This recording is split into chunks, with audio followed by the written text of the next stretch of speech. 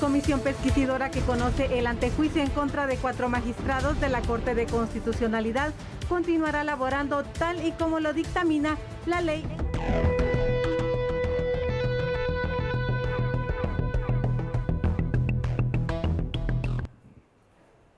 Muy buenas noches, sean bienvenidos a su programa El Análisis de la Noticia. Es un gusto compartir con ustedes los temas relevantes y por supuesto acompañar en el análisis a Julio Talamonti. ¿Cómo estás, Julio? Buenas noches. Sandy, muy buena noche. Bien, estamos ya listos precisamente para iniciar ese análisis de 3 temas y el primero de ellos es muy importante porque hubo cambio en una cartera del Ejecutivo. ¿Cuál es? Por supuesto, es el Ministerio de Trabajo quien ha cambiado al titular y a partir de hoy asume como el jefe, quien estará entonces dirigiendo esta importante cartera. Rafael Rodríguez Pellecer es el nuevo ministro de Trabajo. El gobierno de Guatemala juramentó al nuevo ministro de Trabajo y Previsión Social. Ha sido juramentado Rafael Eugenio Rodríguez Pellecer como ministro de Trabajo y Previsión Social, en sustitución de Rafael Lobos Madrid. Junto al nuevo ministro también fueron juramentados Rodolfo Estuardo Varela Martínez como viceministro administrativo financiero, María Isabel Salazar Urrutia como viceministra de Administración y Trabajo y Pablo Blanco como viceministro de Previsión Social y Empleo. Por su parte, el presidente Alejandro Yamatei confirmó que el ahora exministro de Trabajo Rafael Lobos Madrid renunció al cargo por asuntos personales, pero que él se reintegrará en otra dependencia del Estado. El propósito de estos cambios es fortalecer la labor de la institución encargada de cuidar los derechos laborales de todos los guatemaltecos, siguiendo los planes de trabajo de nuestro presidente, el doctor Alejandro Yamatei. Los funcionarios que ahora estarán a cargo del Ministerio de Trabajo tendrán que cuidar los derechos laborales de los guatemaltecos y continuar con las políticas establecidas durante el tiempo de crisis por el COVID-19. Bueno, pues ahí lo tiene usted, hay un cambio precisamente en el Ministerio de Trabajo. Veamos un poquito más el perfil de este nuevo ministro. El gobierno de Guatemala, Sandy, confirmó que en sustitución del exministro ahora Alberto Lobos Madrid, el nuevo ministro de Trabajo y Previsión Social es Rafael Eugenio Rodríguez Pellecer, que como vimos en la nota fue juramentado en este día. El nuevo titular de la cartera de trabajo ya había fungido como director de la Oficina Nacional de Servicio Civil, denominada ONSEC, y según el gobierno de la República en adelante quedará al frente de las políticas para proteger los derechos de los trabajadores en el país. Tenemos que partir de algunas bases ciertas en medio de esta crisis del COVID-19 para una cartera como el Ministerio de Trabajo. Número 1. El tema del derecho al trabajo, Sandy, es un derecho humano. Recordemos que es el derecho número 23 dentro de la Declaración Universal de los Derechos Humanos. Y el trabajo es precisamente todo aquello que se ha estado perdiendo por muchas personas derivado de esta crisis también económica que el COVID-19 ha generado en el mundo y sobre todo pues en el caso que nos interesa aquí en nuestro país, Guatemala. Creo que es una de las carteras que en este momento obviamente tiene muchos retos, Julio, y que va a tener también luego con la activación de las diversas fases y de esta nueva normalidad que se podría implementar. Así que cuando hablamos de retos, Julio, ¿cuáles serían esos principales que deberían afrontar especialmente en este tiempo de pandemia? Yo creo que van a ser muchos, Sandy, pero la pregunta realmente es muy pertinente para tratar por lo menos de desglosar 2 o 3 que serán muy importantes. Veamos por favor en pantalla solamente algunos de estos retos que el nuevo ministro de Trabajo va a tener. Vamos a pedirle entonces por favor a la producción de la medida y ahí lo tenemos. Primero, Sandy, la reactivación económica derivada de esta crisis del COVID-19. Sabemos que estamos pasando en medio de una situación muy complicada. También continuar con las políticas de apoyo para todas las personas que han sido suspendidas en sus trabajos y que terminarán también siéndolo. Generar nuevas oportunidades de empleo, manteniendo una coordinación con el sector empresarial de nuestro país y velar obviamente por el cumplimiento de los derechos de los trabajadores, que está establecido tanto en la Constitución como en el tema del Código Laboral. Así es, Julio. Yo creo que es muy importante marcar estos puntos, pero sobre todo recordemos que en este momento el Ministerio de Trabajo obviamente también está apoyando y dirigiendo uno de los programas que se tienen en cuanto a la suspensión de contratos laborales, que va a ser otra situación que van a tener que controlar y que sabemos que cuando esté en marcha un programa, obviamente también esa transición entre estas autoridades, entre esta administración en el Ministerio de Trabajo, va a ser muy importante también para garantizar esa transparencia en el mismo. Sí, esto es muy relevante, Sandy, no solo por el tema que tú has marcado de la transparencia, sino que para poder determinar que este programa que está ayudando económicamente, hay que decirlo, a las personas que se les ha suspendido el contrato en la iniciativa privada, pues pueda mantenerse, pueda continuar y ojalá pudiera fortalecerse, porque fíjate que al ver las noticias del COVID-19, que va pues bastante ligado a todo esto, ahora se estima por parte de los expertos que la verdadera curva de crecimiento todavía va a continuar en este mes de agosto, con lo cual ya eso nos dice bastante en cuanto a lo que puede también pasar en las empresas, en los trabajos, en las situaciones que se va a ir haciendo seguramente más complicada la situación. Definitivamente, Julio, y por eso también recordemos que uno de los principales solicitudes también que se hace por parte de la ciudadanía, aparte de la salud, el trabajo.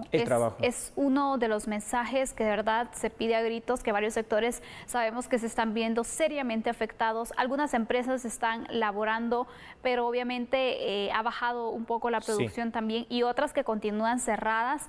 Así que también sería oportuno que se pudieran analizar, que se pudieran de esta forma evaluar los resultados también de los programas, de las acciones que se están implementando, y poder proponer cómo se podría regresar a esa nueva normalidad, cómo se podría empezar fase por fase y obviamente también reactivar la economía. Reactivar la economía es una situación increíble, ¿verdad? Hemos dicho muchas veces aquí en A la Medida, ahorita por el tema de la emergencia que se deriva del COVID-19, la prioridad número 1 en Guatemala, pues hasta antes del COVID-19 se llamaba la seguridad, pero cómo el COVID nos ha traído, fuera de que la seguridad todavía sigue manteniéndose, ¿verdad? Otro tipo de situaciones, porque la salud se convirtió en una gran prioridad y ahora, increíble, el trabajo se está convirtiendo también en eso.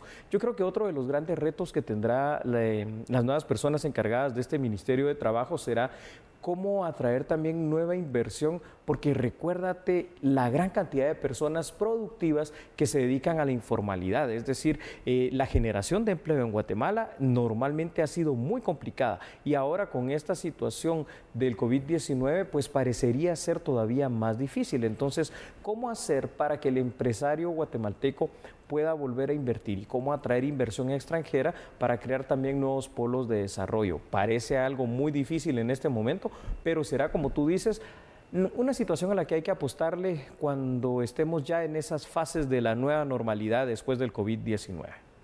Sabemos que el Ministerio de Trabajo, en este caso el nuevo ministro, debe establecer prioridades. ¿Cuáles serían las recomendaciones, Julio, que se le podrían realizar? Bueno, definitivamente yo creo que lo primero que tiene que hacer toda persona que toma a su cargo una institución pública es hacer una auditoría de lo que encuentra, saber y determinar, ¿verdad?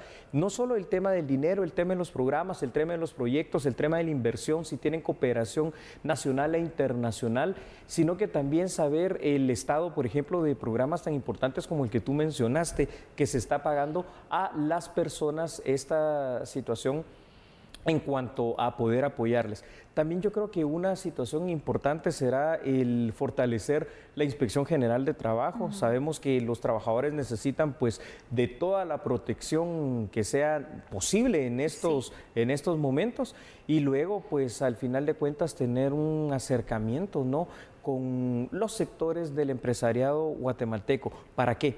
Para generar ferias de trabajo, que en este caso pues no podrán ser seguramente presenciales, pero sí virtuales, y ojalá pues encontrar algún otro tipo de ayuda, inclusive con, no sé, con países amigos. Recuérdate que en algún determinado momento pues podemos tener inclusive no sé, algún otro tipo de situación de ofrecimientos laborales provenientes de Estados Unidos, de Canadá, de Europa. Sí, totalmente. Y aparte de ello, recordemos que en este momento también otro de los retos y de las prioridades que deberá establecer el Ministerio de Trabajo es esos controles, porque ya se viene el pago del bono 14. Oh, sí. Un pago de bono 14 cierto. que obviamente se da en medio de una pandemia, donde sabemos que en anteriores ocasiones se han señalado y de hecho también se ha comprobado que algunas empresas no han cumplido con este pago. Ahora en tiempos de pandemia yo creo que va a ser muy importante esas supervisiones que tú mencionabas, Julio, Sí. para verificar entonces el cumplimiento del mismo, porque sabemos que pues, es un derecho laboral, ¿no? Y precisamente empieza a correr el tiempo, ¿no? Hoy toma ya posesión el nuevo ministro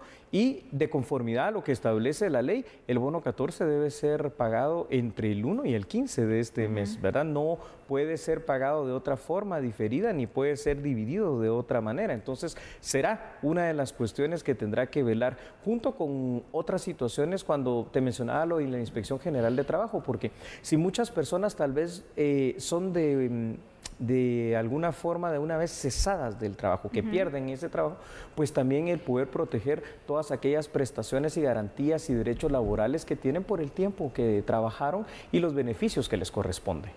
Así es que hemos detallado algunos retos, algunos temas prioritarios que van a establecerse. También es importante que obviamente se mantenga pues esa política de puertas abiertas, Julio. Claro. Aparte de ello, la transparencia también que se pueda dar a conocer y que se compartan precisamente esos planes, que se busquen esos acercamientos, Julio, con los distintos sectores, porque creo que es importante en este momento conocer cuál es el sentir de los empresarios, de los trabajadores y poder crear en conjunto un plan para cuando se inician con las distintas fases, Julio, y que de esta manera entonces también el tema laboral se vaya reforzando, porque sabemos que en este momento hay varios desempleados y que obviamente son situaciones económicas pues no tan difíciles, alentadoras para muchas personas en estos momentos. Definitivamente que lo es, Sandy, y recordar entonces, por si usted lo quiere tomar ahí como una tarea para poder leerlo, siempre le recomiendo que lea la Constitución, y en el tema del trabajo lo que le recomiendo es que lea el artículo 102. Por cierto, es el artículo más largo que existe en la Constitución. ¿Y qué dice ese artículo 102? Se constituyen los derechos y garantías mínimas de los trabajadores, así que es bueno que lo conozca, por favor. Vamos a dar por finalizado este primer tema de análisis para ir a una pausa, Sandy. Y al regresar hablaremos acerca de esa auditoría que el Ministerio de Salud ha llevado a cabo por el tema del COVID-19. Así que esté pendiente porque regresamos con este tema. Bueno, y también cuando regresemos va a haber una interesante entrevista por otra denuncia que se ha presentado en contra de los magistrados de la Corte de Constitucionalidad. No cambie porque nosotros somos a la medida.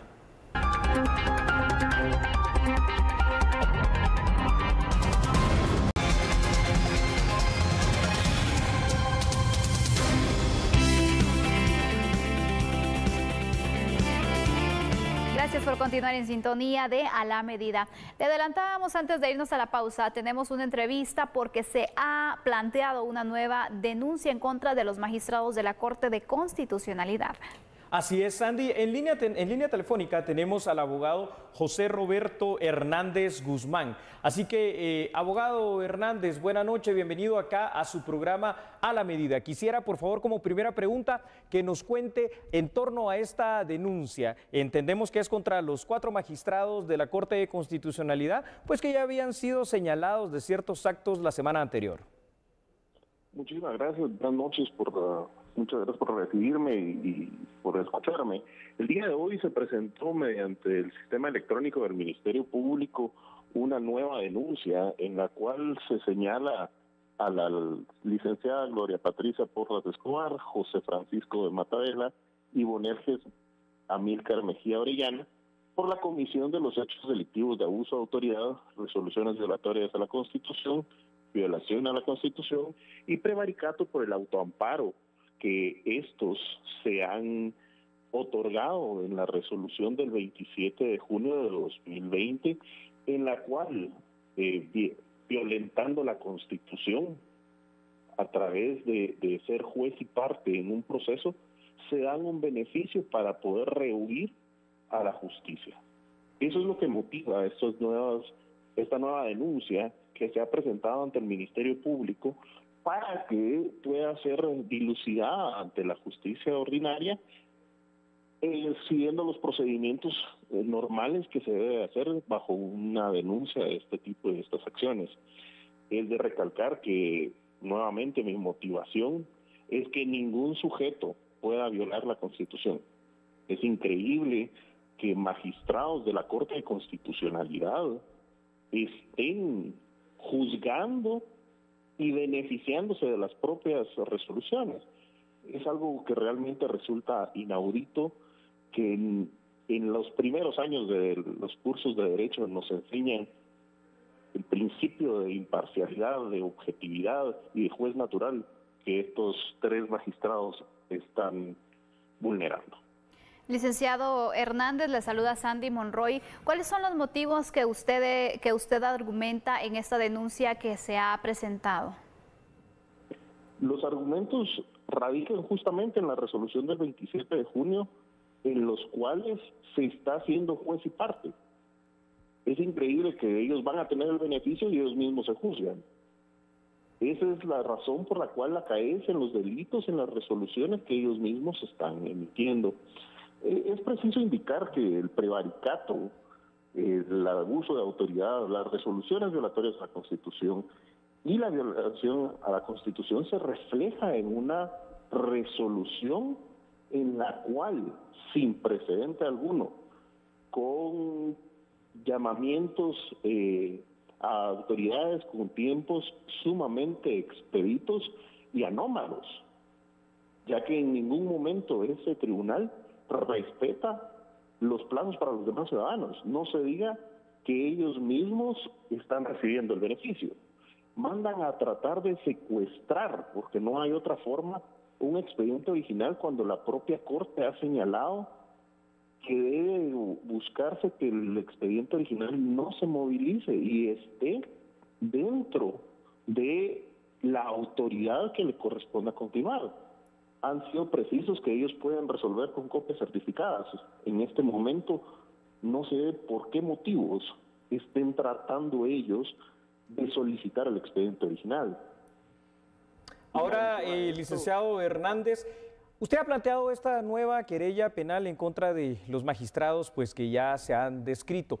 ¿Qué es lo que usted espera que suceda por parte del Ministerio Público para empezar a restablecer ese orden constitucional en primera instancia, el orden legal y el Estado de Derecho que pues evidentemente se está perdiendo, se está irrespetando y que, como usted bien dice, de una manera casi increíble, es la misma Corte de Constitucionalidad la que violenta, por ejemplo, la misma ley del organismo judicial al constituirse en juez y parte y pues el no a permitir ninguna acción de un trámite tan normal como lo es el antejuicio?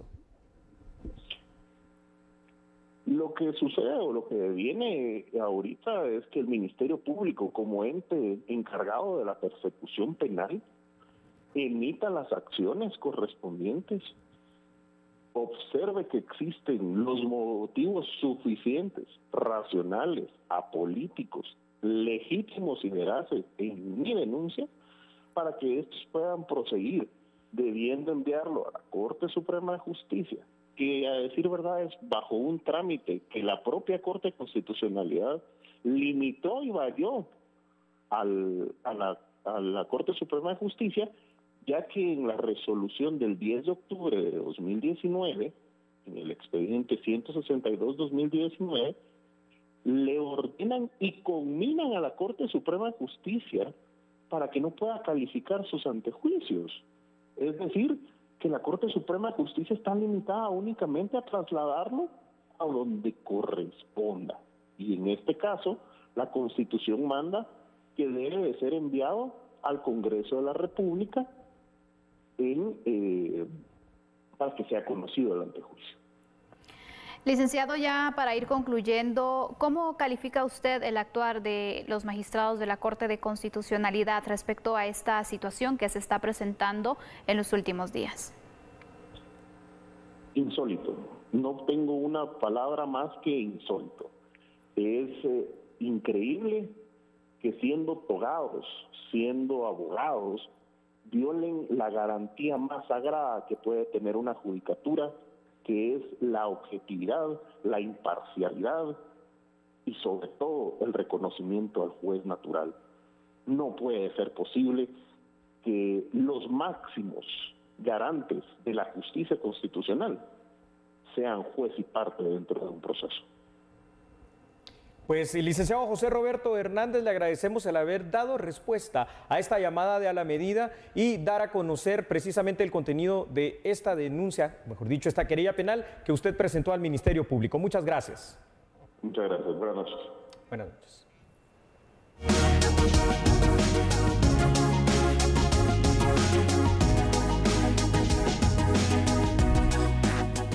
Las autoridades del Ministerio de Salud dieron a conocer los resultados de la auditoría técnica que han realizado respecto a los casos del COVID-19. Como ustedes ya conocen, el Laboratorio Nacional se vio desbordado de muestras porque se había centralizado todo el procesamiento aquí.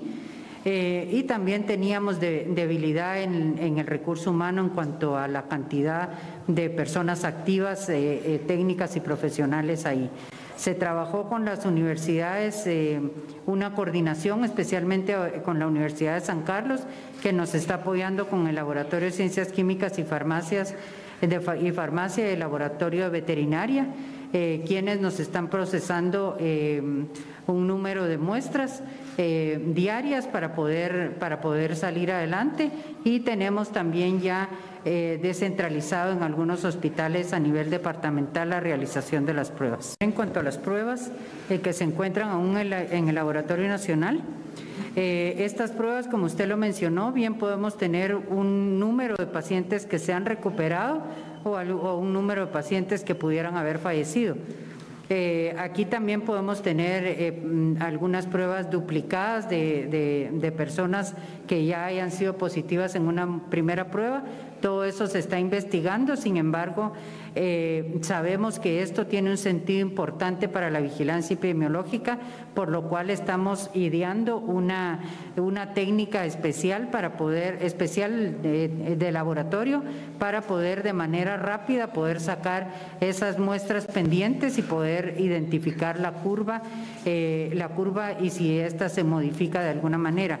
Pero el tema es que no solamente se van a realizar las pruebas, sino se va a hacer un análisis de acuerdo a la ficha epidemiológica de cada uno. Olvidé mencionar también que estamos equipando algunos servicios que no se estaban utilizando, como es el Centro de Salud de Santa Catarina Pinula, que este es un centro de la municipalidad con una infraestructura adecuada. Lo estamos equipando con camas para poder ahí tratar pacientes moderados, así como también el Hospitalito de Mazahua, que va a servir de mucho para desfogar pacientes del Hospital de Escuintla y el de Santa Lucía. Las autoridades de salud dieron a conocer que se registraron 915 casos positivos, esto según las estadísticas que manejan con los datos que se llevaron a cabo ayer. La cartera de salud confirmó 915 casos nuevos del COVID-19 en Guatemala, de los cuales 308 son mujeres y 607 hombres. Según el Ministerio de Salud Pública y Asistencia Social, 44 personas perdieron la vida, de los cuales 10 son mujeres y 34 hombres. A la fecha, Guatemala registra 14.961 casos activos de coronavirus y un total de 3.231 pacientes recuperados. En tanto, la cifra de fallecidos asciende a 817, llegando a un total de 19.011 casos. El Ministerio de Salud aclara que estos datos corresponden al martes 30 de junio. En tanto, los casos correspondientes del miércoles serán informados el jueves durante su comunicado habitual. ¿Por qué le insistimos tanto aquí en A la Medida que usted se cuide? Bueno, voy a proyectar junto con el equipo de este programa en pantalla un dato que le va a parecer espeluznante. Escuche usted esto, Sandy, por favor, es terrible. Una proyección realizada para Guatemala por la Universidad de Washington. Ellos dicen que si en Guatemala nos olvidamos de todas estas restricciones y cuidados como el lavado de manos, el distanciamiento social y el uso de la mascarilla, los fallecidos podrían llegar para finales del mes de octubre a 12.300 personas. Y aún con el cuidado de todas estas restricciones, podría llegar a haber 7,000 fallecidos en nuestro país. Ya solo ese dato debería ponernos a pensar y a recapacitar en el comportamiento social que tenemos ante el COVID-19. No se conoce el resultado, además de más de 8,000 pruebas de COVID-19, por lo que la ministra de Salud ordenó una pronta auditoría. Para tener certeza, se van a procesar los datos de esas pruebas durante las siguientes semanas, y los laboratorios privados, esto es algo que hay que recalcar, Sandy, ya entregaron el resultado de las pruebas que en su momento realizaron. Variación de resultados fue detectada por la auditoría ordenada por la actual ministra de Salud. Así que en este caso y en este momento yo te diría que tenemos hasta cifras un poco inciertas. La verdad que sí, Julio, porque sabíamos que, por ejemplo, hace un par de meses que empezó esta situación con el repunte, mayo, mediados, finales de mayo, junio, que obviamente se tenía y se esperaba ese repunte, pero ahora nos indican, bueno, todavía agosto esta situación puede continuar así.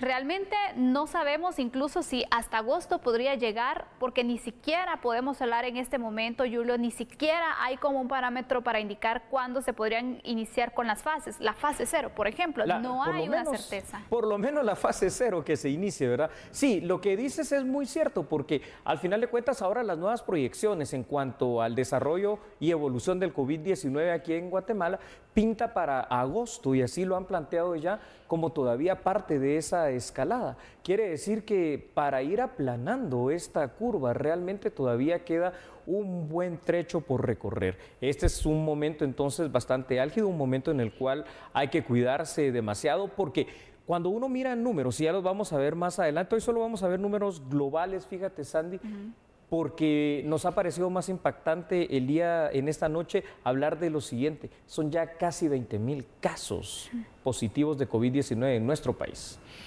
Es importante darle a conocer estas cifras, porque sabemos entonces, Julio, que debemos crear esa conciencia. Bien indicaban, si mantenemos las restricciones, si mantenemos el buen uso de las medidas de prevención, estos casos podrían bajar, pero aún así se proyectan datos que son alarmantes. Son muy alarmantes, porque cuando nos vamos a los números fríos, usted los tiene ahí en pantalla y véalos y escúchelos, por favor.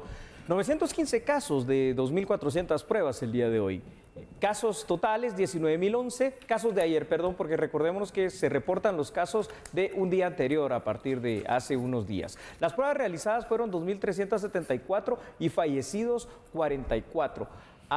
Cuando uno mira estas cifras, cuando uno analiza las proyecciones de entidades tan serias como la Universidad de Washington, que nos hablan no ya de personas infectadas, sino de posibles personas fallecidas en nuestro país, es realmente un momento para hacer un parteaguas, tal vez, con varias de las situaciones que están pasando. Nos estamos cuidando, nos estamos protegiendo, estamos siendo responsables, estamos también siendo responsables con nuestra familia, con los mayores, con los menores, o simple y sencillamente pensamos que el COVID-19 pues es una enfermedad más, no llegará a atacarnos, y estamos precisamente en el epicentro, hay que decirlo una vez más, mundial actualmente del COVID, que es el continente latinoamericano, ¿verdad?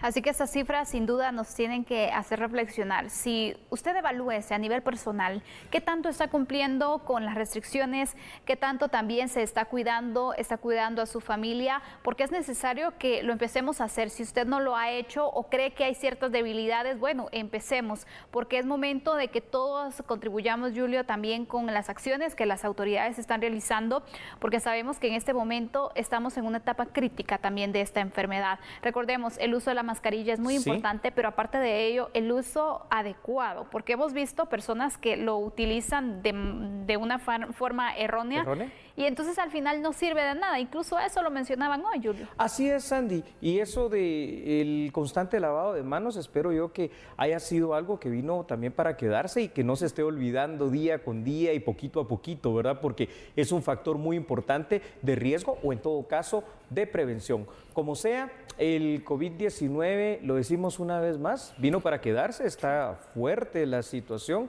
y se encontrará en algún momento la cura, pero mientras eso llega, en Guatemala nosotros tenemos que ir cuidándonos en lo personal y en lo particular para avanzar en esas fases, si no la reactivación económica y todo lo que se está hablando nunca va a poder empezar, al menos no de una forma efectiva, eficiente y eficaz. Totalmente, Julio. Bien decía una imagen que por ahí, un mensaje que Observé, el COVID-19 ha dejado de convertirse en una enfermedad que solo genera estadísticas, sino en una enfermedad que ya ha tocado a familiares, amigos, a conocidos. Evalúe usted su entorno y si todavía no conoce a alguien que ha dado positivo al COVID-19, dé gracias a Dios, porque cada vez más, Julio, hemos visto entonces situaciones, casos, y es importante en este momento también ser solidarios. No hay que discriminar a las personas con COVID-19 positivo y mucho menos a su familia. Tenemos que ser solidarios, lo repito. Muy buen mensaje para concluir. Cuando regresemos, hablaremos de un agujero fiscal sin precedentes. ¿Adivine qué? Pues obviamente derivado del COVID-19. Vamos a la pausa, regresamos enseguida. No cambie porque somos a la medida.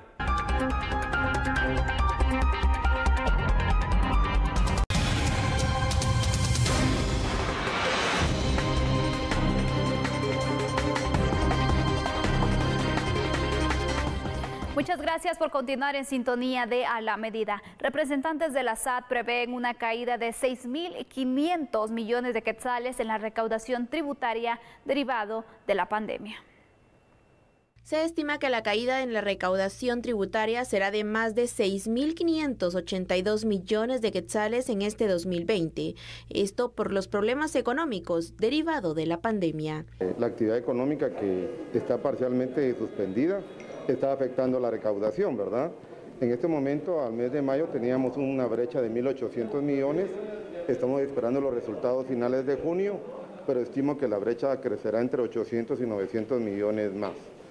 La estimación, de acuerdo a los datos macroeconómicos publicados por el Banco de Guatemala, el 24 de junio nos darían una brecha de 6.582 millones para el año 2020. La recaudación depende sobre todo de la economía. Si la economía sigue parcialmente parada, la recaudación va a caer. O sea, eso no se puede evitar. Nosotros como SAT hemos hecho un plan emergente. Ese plan emergente de control y recaudación ha sido revisado por el Fondo Monetario Internacional. Tenemos un plan que se llama Continuidad y Recuperación y vamos a implementar nuevos controles para que los contribuyentes sigan cumpliendo con su obligación constitucional de pagar los impuestos. La actividad económica actual ha afectado en la recaudación de ciertos impuestos. Donde más nos ha afectado es el impuesto al comercio exterior. Ahí hay varios factores. La logística internacional está también parada. No hay suficiente transporte aéreo. Por ejemplo, los fletes están muy caros y todos los importadores no traen todos sus productos. También tenemos un efecto grande por la baja del combustible. Eso ha pegado en dos partes. Se recauda menos IVA cuando el combustible está más bajo. Y también hay menos tránsito vehicular y se ha bajado el consumo de combustible. Y eso está afectando grandemente la recaudación, tanto en IDP como en IVA. Solo ahí hay 470 millones al mes de mayo en pérdida por el efecto del petróleo. Y en comercio exterior tenemos la mayor baja. En impuestos internos ha bajado un poco el IVA, ha bajado un poco el impuesto sobre la renta, creo que se ha mantenido bastante bien el ISO. Y ahorita en julio veremos cuál es el resultado de este trimestre para los contribuyentes que ya pagan trimestralmente su impuesto sobre la renta. Bueno, preocupante realmente cuando uno escucha esto porque es algo de lo que no tiene precedente anterior. Escuche por favor estos datos para el análisis. Sandy, la recaudación, como tú bien lo estabas mencionando, podría descender más o menos 6.500 millones de quetzales. Este tendría un mayor impacto en lo que se denomina impuesto al comercio exterior, que está también prácticamente, si no detenido 100%, sí en un altísimo porcentaje, y por la baja al precio de los combustibles. La economía guatemalteca está paralizada casi totalmente como efecto de la pandemia del COVID-19. Consecuentemente, la recaudación ha caído a niveles sin precedentes. La SAT ha mencionado que ha diseñado un plan de emergencia para mejorar la recaudación, pero para iniciar el análisis, qué bueno que esté este plan de emergencia. Ahora yo me pregunto una situación. Fíjate este dato. La brecha fiscal del año pasado, del año 2019, fue de 1.400 millones y ya fue una brecha fiscal bastante fuerte. Y ahora estamos hablando de 6.582 aproximadamente millones de quetzales de brecha fiscal. No sé cómo el Estado de Guatemala podrá realmente recuperar esa pérdida.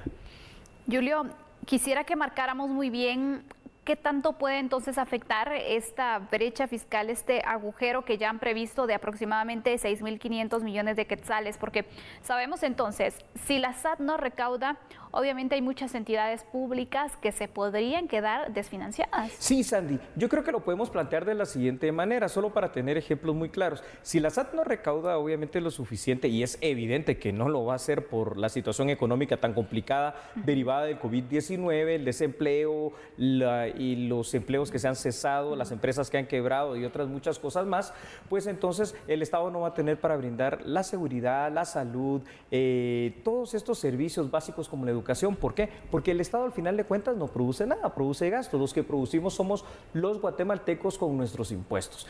Y a nivel mundial está habiendo una recesión económica que es sin precedentes. A ver, inclusive la Gran Depresión que sucedió allá en Estados Unidos el siglo pasado y que empezó en 1929 y abarcó todavía la década de los años 30, pues empieza a ser pequeña con lo que está pasando mundialmente en la economía de todos los países que han sido afectados por el COVID-19. Es alarmante siempre que existe una brecha fiscal en nuestro país de manera normal, por situaciones del contrabando, por situaciones de evasiones fiscales, pero lo que está pasando este año no tiene un parangón con algo que haya pasado anteriormente. ¿Cómo recuperar esto? En estos meses que quedan, empezando apenas ahora el segundo semestre del año, no lo sé. Tendrá que pasar algo muy importante para que cambie la situación. Y aparte de ello, recordemos que hay algunas situaciones que, por ejemplo, no estaban previstas en el presupuesto. Nadie se imaginaba que nos enfrentáramos a una pandemia. Obviamente no estaba esto dentro de los planes, por ejemplo, para atender en el Ministerio de Salud, y que ahora obviamente se necesitan esos recursos. Nadie esperaba poder implementar nuevos programas sociales para ayudar a las personas que están en este momento siendo vulnerables, que están siendo afectadas también por esta situación del COVID-19. Y son gastos que al final le vamos sumando al presupuesto que ya estaba planteado y que obviamente también podría tener algún tipo de efecto con esta baja recaudación. Ya, con esto yo me pregunto lo siguiente. Imagínate tú cuando ya en el Congreso de la República se empieza a discutir el presupuesto, ¿no?, de ingresos y egresos del Estado para el año 2021. Uno lo que pensaría es que va a haber un presupuesto bastante fortalecido para poder atender muchas de las situaciones que ahora son una debilidad. Por ejemplo, a tratar de hacer algunos créditos y apoyos para pequeñas y medianas industrias y empresas que puedan volver a resurgir. Pero con estos datos esto parece imposible, Sandy. Definitivamente, pero vamos a ampliar entonces, Julio, ¿te parece? Sí, claro que sí. Importante entonces, Sandy, será crear incentivos por parte de la SAT para los contribuyentes, de manera que pues quienes puedan sigan pagando sus impuestos como una obligación ciudadana, ¿verdad? Implementar también nuevos controles para el cumplimiento de los pagos. Y la SAT está apuntando a lo que ellos denominan recuperación, con el apoyo del Fondo Monetario Internacional.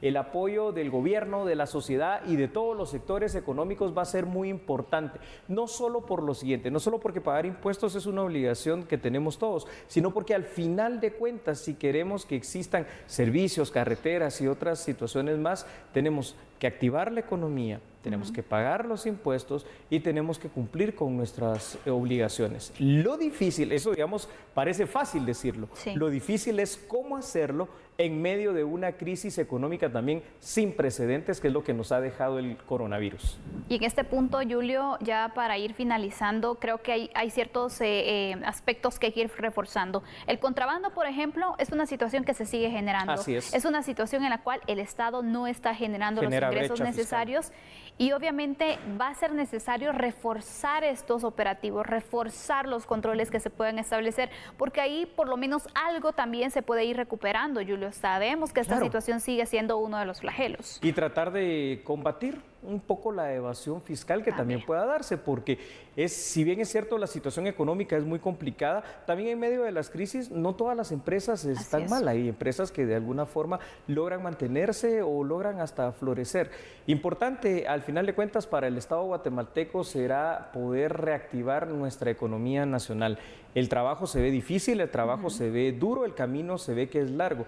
Yo también quiero apuntar lo siguiente. Seguramente para este año, cuando hagan la evaluación de lo que es el superintendente de SAT, pues no tomarán en consideración el no llegar al monto de recaudación, porque esto es algo que nadie había previsto, el tema de una pandemia tan tremenda en cuanto a todos sus efectos, como lo es el COVID-19. Y yo creo que al final quien estuviera al frente de la SAT obviamente también se iba a enfrentar con esta situación. Así que sería oportuno también evaluar otros aspectos para determinar si debe continuar o no al frente de esta institución, porque sabemos también que a veces los cambios tan rápidos que se puedan realizar en las instituciones públicas no permiten que haya continuidad en cuanto a las políticas que se puedan establecer. Es correcto. Y bueno, esperemos también que otro tipo de instancias como el Fondo Monetario Internacional aporten su conocimiento y su sapiencia en este tipo de materia fiscal para poder apoyar a nuestro país. Por el momento, dejamos acá este análisis. Usted en casa tendrá uno bastante mejor. Por supuesto, vamos a hacer una pausa en este instante. Al regresar, más noticias para usted. Somos a la Media.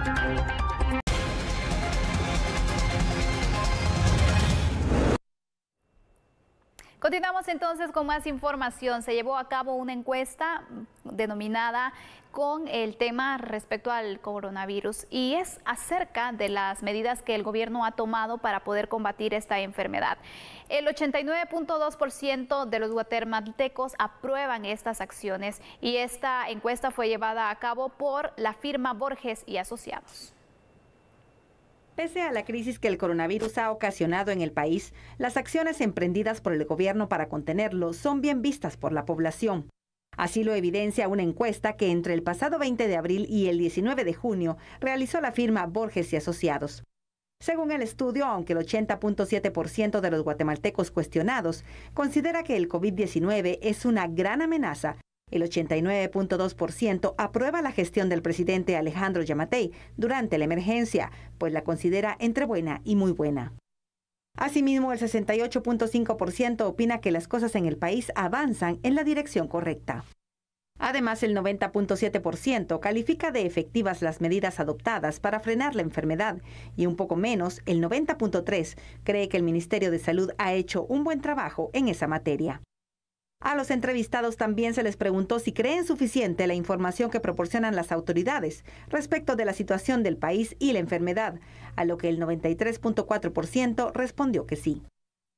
Por otra parte, aunque el 31.3% de los participantes en el estudio dijo que el principal problema del país en la actualidad es el COVID-19, el 31.5% indicó que en lo individual es la situación económica lo que más le afecta, mientras que el 18.7% se refirió al desempleo.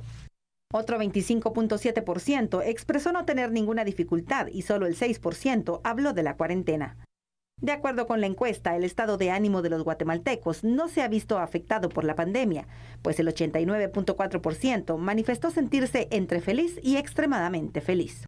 El estudio tenía como fin determinar la percepción de los habitantes de la región sobre los problemas ocasionados por el COVID-19 y la respuesta de sus respectivos gobiernos. Para ello se entrevistó a 1.246 personas por vía telefónica. ¿Sabe usted que representantes del sector turismo de Latinoamérica se reunieron para hacer un análisis del impacto, obviamente negativo, que ha tenido el COVID-19, sobre todo en aquellas poblaciones y aquellos países acostumbrados a recibir viajeros, entre ellos Guatemala? La falta de ingresos pone en jaque la conservación de espacios culturales, pero sobre todo el sostenimiento de miles de familias que dependen del turismo. No tenemos en Guatemala una estadística que nos diga qué porcentaje de turismo comunitario se ha visto afectado o qué porcentaje tenemos, ¿verdad? Pero lo que sí puedo decirles es que el turismo en Guatemala es el segundo generador de las divisas de nuestro país.